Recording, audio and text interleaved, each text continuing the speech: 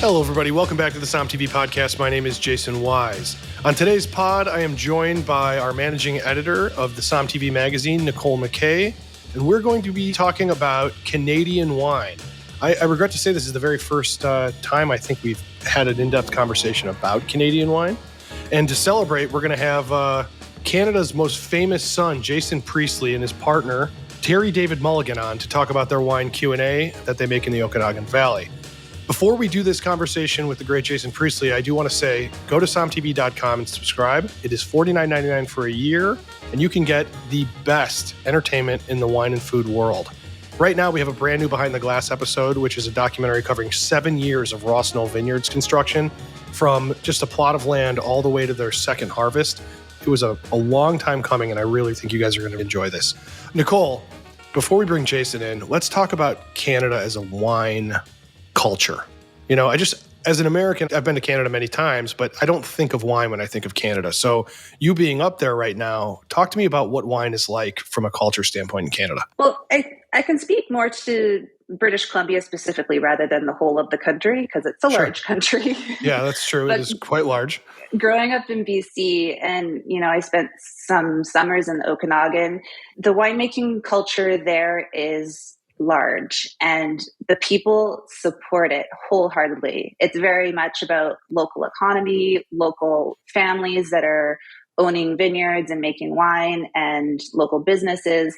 So when it comes to what's being made in BC, a lot of it is staying in BC, to be perfectly honest. Even across Canada, distribution across provinces is very minimal. So it's very much British Columbians drinking wines from their own backyards, and they love them. The climate, there's different pockets of this and that, but northern Okanagan, you're going to get Pinot Noir, light-skinned reds, and aromatic whites. And then down in the south, where it's very warm, you're going to get the heat that's required to ripen those big Bordeaux grapes, like Cabernet Sauvignon, Merlot, Cab Franc. So it's vast and dynamic.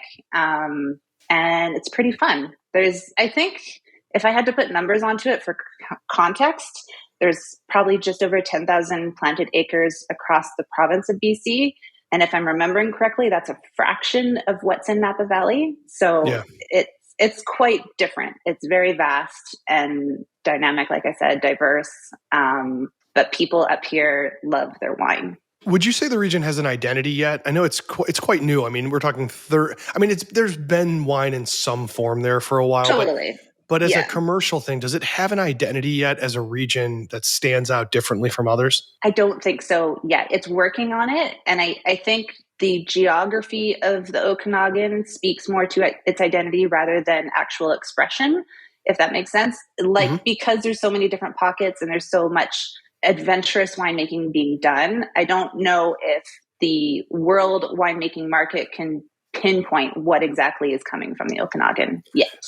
I do love these places where it's a lot of experimentation, and I say this in a good way, a lot of copying other regions and trying to figure out what they're going to be. I mean, these people forget wine takes a long time, and it doesn't just take a long time to make wine. It takes a long time to establish what the hell it's going to be, and then establish the rules to keep it that way. And I mean, sometimes that's takes hundreds of years, honestly. Yeah. So it's fascinating. Should we bring in? It's just a baby. It's just a baby market right now. It's just a baby. But it's working on it. That's right. No. And it's wonderful. I mean, there's wine growing all over Canada. We're obviously talking about this one region, which I think is one of the more beautiful regions in the world. Should we bring in Jason and his partner? Let's do it. It's interesting to be joined by you two. I'm joined by Jason Priestley, who famously, all I'm aware you've ever done has been in the movie Tombstone. I'm unaware of anything else you've ever done, but I hear you've done other work. and Terry David Mulligan, the two of you guys went into wine. I was going to start this podcast off with, why on God's earth are you on a wine podcast? I think it's a valid question from the outside world, because a lot of people can't find your wine here in the States. And I know people listen to this podcast all over the world, so I don't want to say, but I regret to say, I think you are among the very first Canadian wineries we have had on the Som TV podcast, which is a big shame on us, considering Nicole McKay, who is on the pod, who is our managing magazine editor, is Canadian. And so I want to apologize to all the Canadians listening. Jason, welcome to the Som TV podcast. I can say that you finally made it.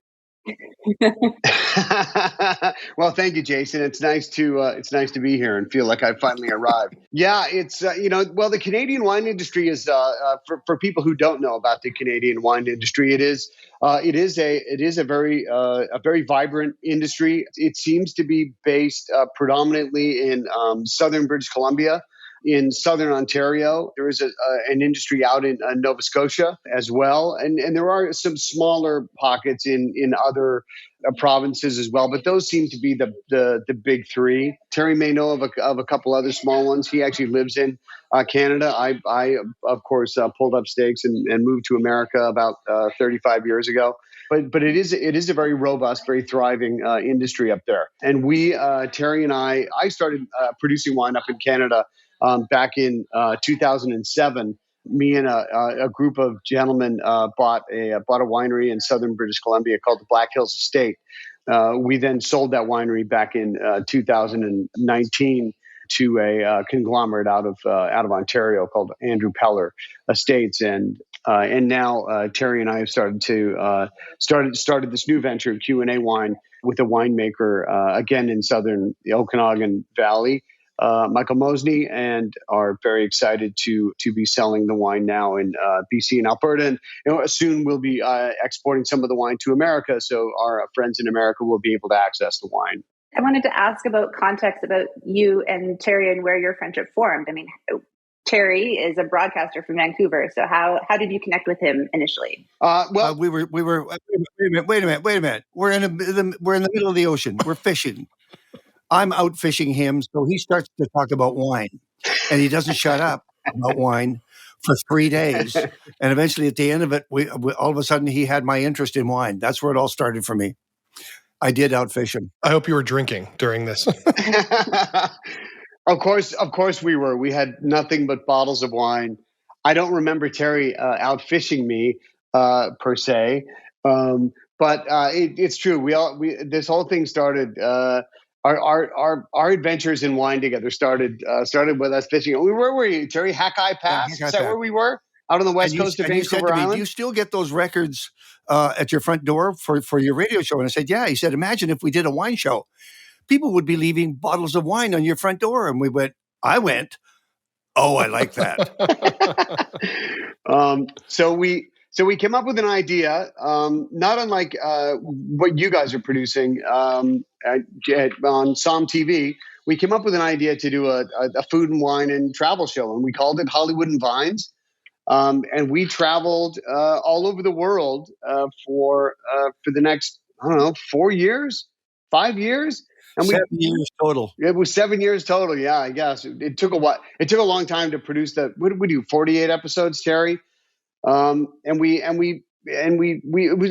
concept of the show was about demystifying wine for people, because we wanted people to understand that, at the end of the day, wine didn't have to be this super intimidating thing for people. At the end of the day, people who grow wine are farmers, and the people who make wine are for the most part are people just like you and me, and they put their pants on one leg at a time, and they're really much more about the quality of the fruit that grows in the field, and they're people that are that they get their hands dirty and that want their wine to be the expression of what grows in the field, and and the year that passed, and the dirt that the fruit is grown in, and we wanted that kind of knowledge to be passed down to people, so they weren't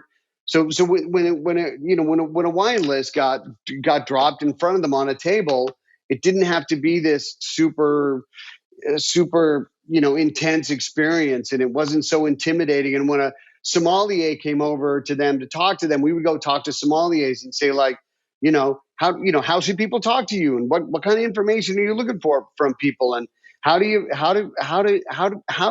someone who knows nothing about wine navigate a 400-page wine list? Like, how do you do this? So anyway, that was the concept of the show. And we tried to introduce people to new and interesting wine regions. The very first person that he said, I said, where are we going? Where are we going to start? He said, we're going to Walla Walla. Why? Because Charles Smith is there. Let's go to Charles Smith and bug him. Let's kick some tires around Charles Smith. So we went to Walla Walla. And those people in Walla Walla said to us collectively, thank you for the dirt. Because there'd been a glacial dam halfway down the Okanagan Valley when it burst millions of years ago. All of that soil ended up in Walla Walla, and they're growing in it. And they actually went out of the way to say, thank you for this soil. This is a fantastic soil. But we ended up, actually, when we finished with Charles Smith, we had a great time. He took us to the Worm Ranch, which was a fishing bait store. And we had incredible wines on styrofoam cups and plastic plates and really good tacos and burritos and things. And I thought, this is heaven. I can tell you the wine business has a dark side as well, Terry. It's not all worms and alcohol and dirt. There are other things. So Jason, you've been into wine for a long time. When was it that you sort of got bit by this? Was there a particular wine? Did you have it while you were filming? What was the thing that got you into it? I try not to drink when I'm working. I try. But I was fortunate enough to be in Los Angeles, to be living in Los Angeles back in the late 80s and the early 90s through all of those unbelievable vintages. And I was on a big hit TV show back then.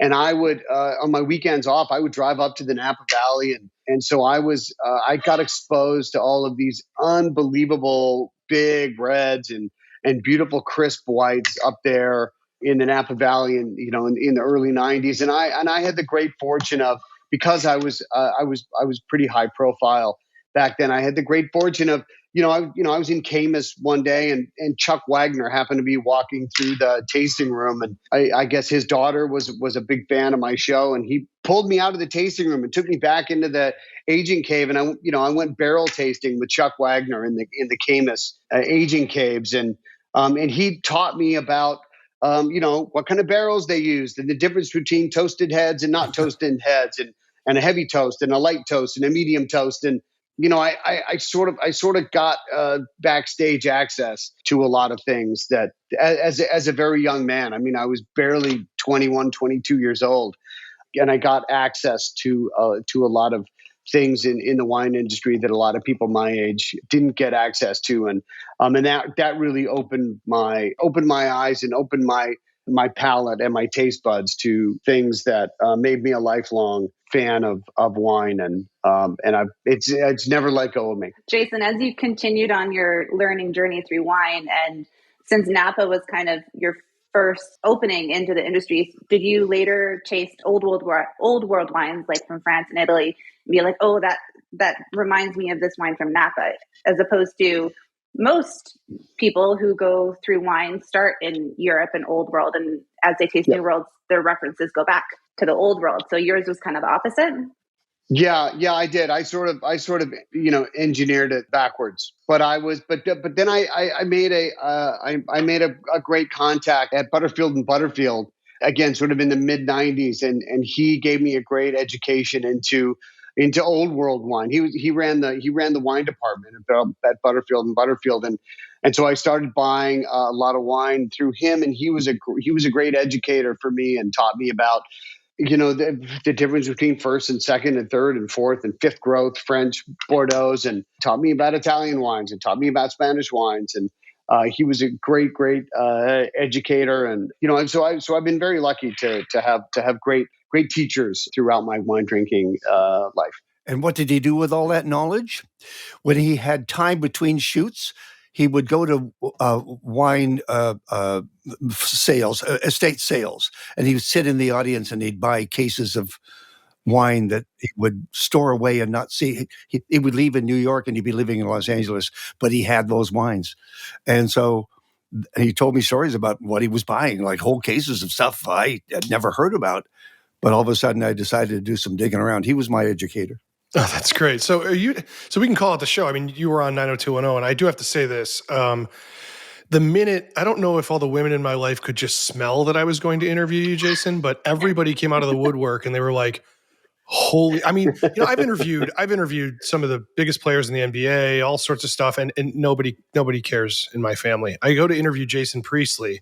It's almost like, you really to say you were on a big show is an understatement of the century. Are you saying that you guys were not drinking on that set? You guys weren't sharing wine? You weren't out partying or anything? Really? No, never. No, man, that's surprising. No, I would think at that age, because you're in the age where it's like you have the energy to go out and still show up for work and do all that stuff. You guys weren't going out after? Oh, after work, 100%. Never at work. Right. No. What were you guys drinking when you were filming that? Was there wine involved in filming 90210 or no? For me, it always depended on what I was eating. Food and wine is the pairing of food and wine is something that I always take very seriously. And it's one of my great passions, because I also am very passionate about food and what I'm cooking. And so the pairing of food and wine is always very important to me. Even at that age, even when you were 22 years old, you were still had that mindset? Yeah, wow.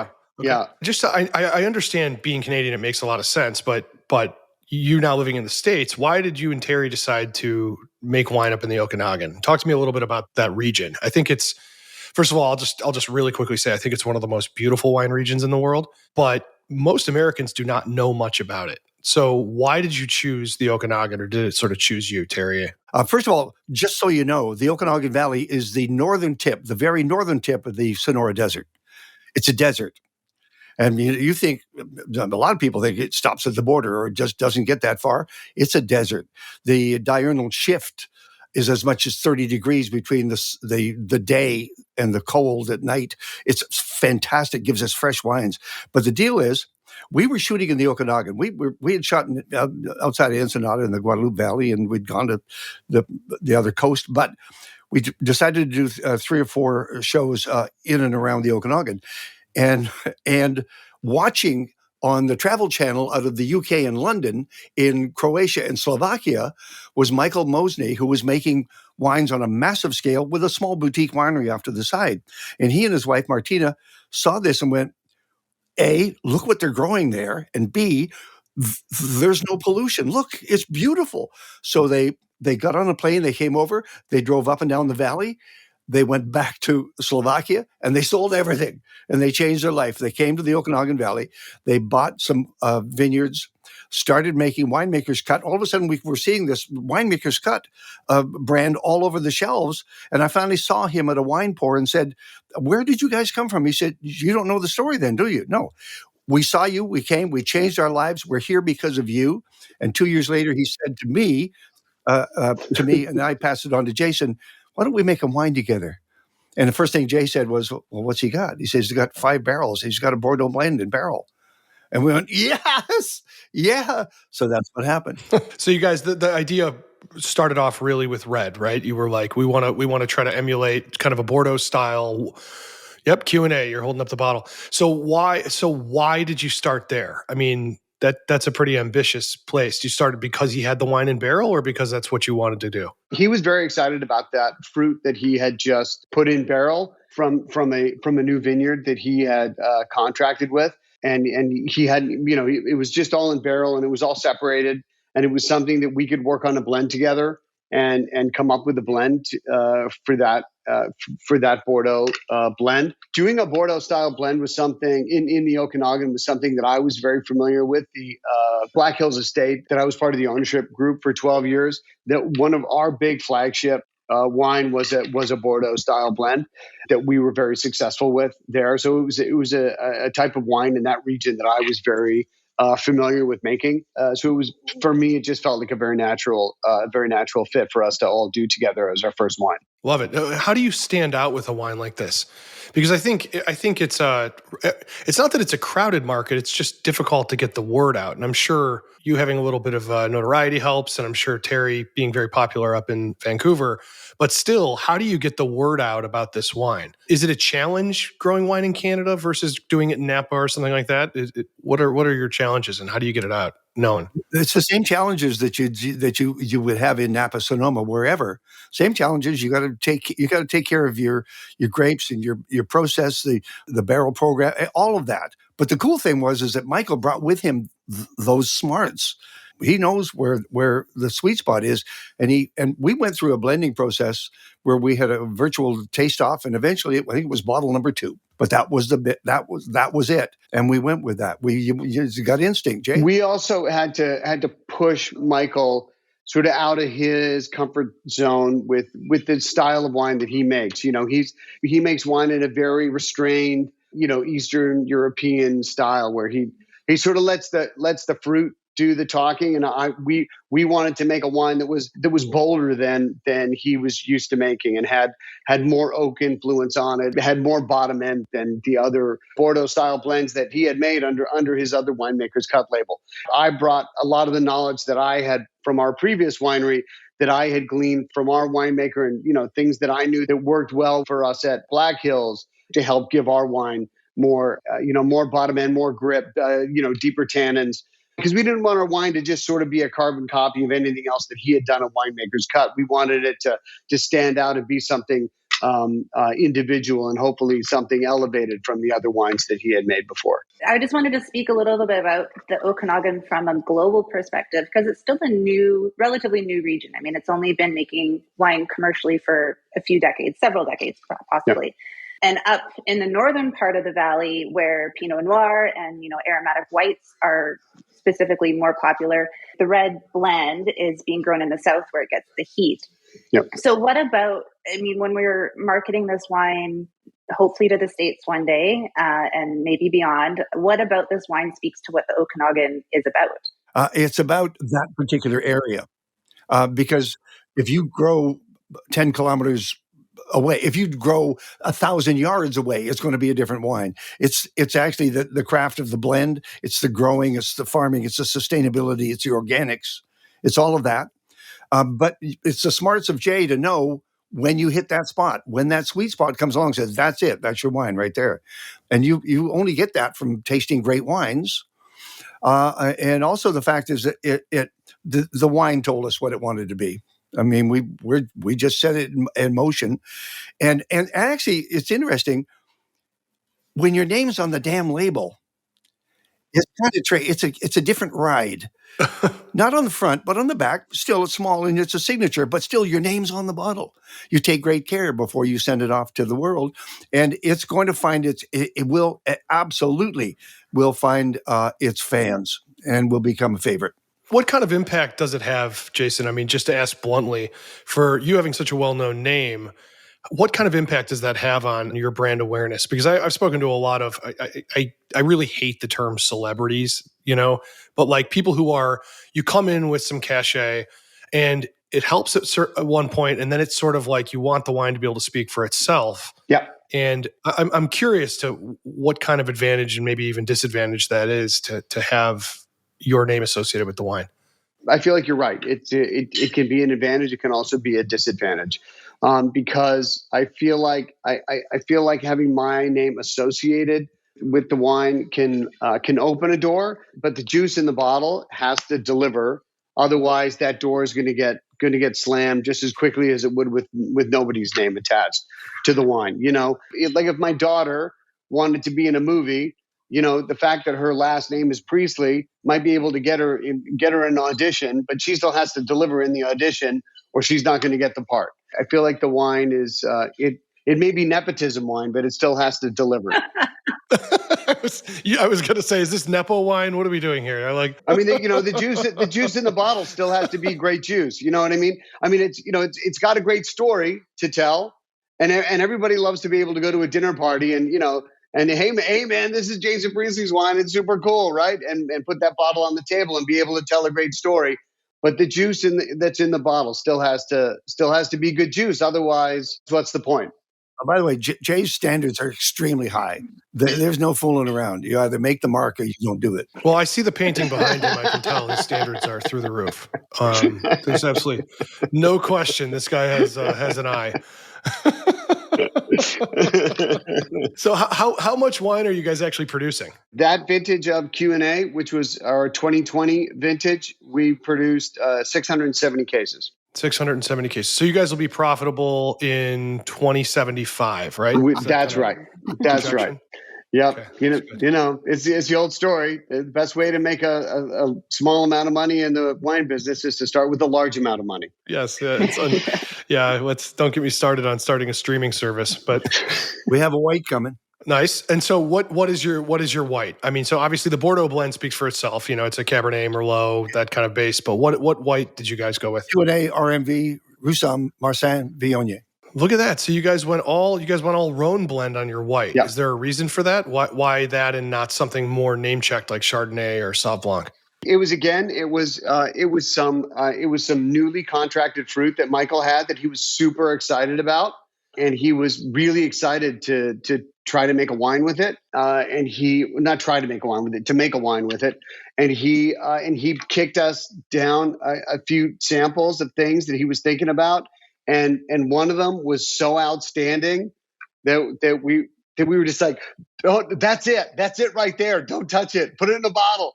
And it's unbelievably good. It's so crisp and just with a hint of that, beautiful, Vaseline, just a kind of floral thing just a from soupçon of, yep. And it's just gorgeous. And it's so drinkable with or without food. It's just unbelievable. Yeah, it's really good. The one thing you should know that is always talked about in Okanagan wines and Canadian wines, Ontario doesn't send to BC, BC doesn't send to Ontario because Ontario believes that we're homers. We drink everything that we make here, and we do. Alberta comes along for the ride. We know that. But in terms of productivity south of the border, you got to have a lot more than the wines that we're making, but you're going to help, at least people will be able to get a hold of us and find out where the distributor is sending bottles stateside. Because Michael said that right at the very beginning. He said, we're going to send this to the States as well. So there you go. That Q&A white, we made 350 cases of it. Like our production on these wines, because we are, we're a premium priced wine. Like, their Q&A red is $50 a bottle, and the Q&A white is, I think, $42 a bottle. Like they're high end wines for our market, and they sell very quickly, and people, the response to them has been fantastic so far, which is really nice. But and one of the reasons that British Columbia wines get consumed mostly in British Columbia is that the acreage that is under vine in British Columbia, and that the amount of acreage that can be under vine in British Columbia just isn't that much. Like there's not an endless supply of acreage that is actually within the northern tip of the Sonora Desert. What is available is all pretty much under vine now. So the amount of wine that can be produced from that acreage is not that great. And there are a lot of thirsty people apparently in Canada.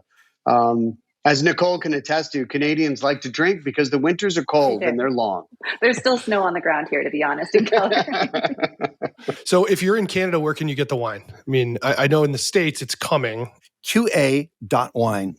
QA.wine. Okay, very good. .wine. I like that. I guess my last question has to do with so your winemaker, he is from Eastern Europe, right? He is Croatian? Mm-hmm.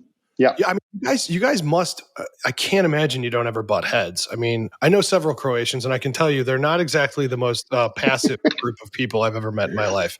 No, he's a great guy.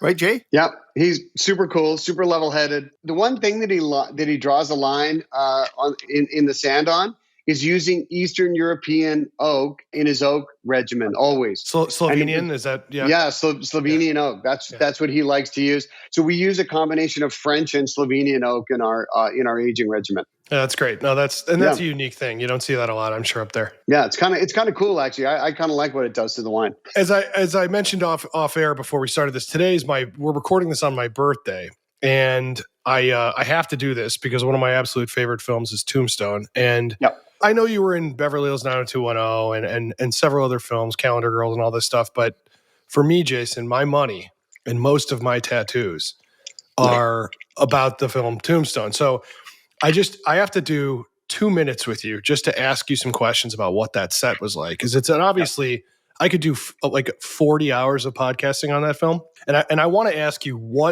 because Kurt Russell's a winemaker as well. And I'm wondering if the two of you guys have ever drank wine together, because listening to him talk about wine is absolutely both hysterical and very enlightening. Have you ever drank wine with Kurt? I have. Not a lot. only once in Vancouver, actually, at a friend's house, and he was living. It was when he was living up because his son Wyatt was playing junior hockey up there, and Kurt and I sat and had a couple glasses of wine, and we were talking about wine. And we were talking about, it was right when he was starting to make wine, and we talked about wine, and he's doing very well with his winemaking now, which is really cool. And he's Kurt, Kurt's an awesome guy. I don't get to see him very often because he lives in Colorado most of the time nowadays, and so I don't get to see him very often. But whenever I do see him, we definitely have a good laugh, and it's always nice to catch up with him whenever I do see him.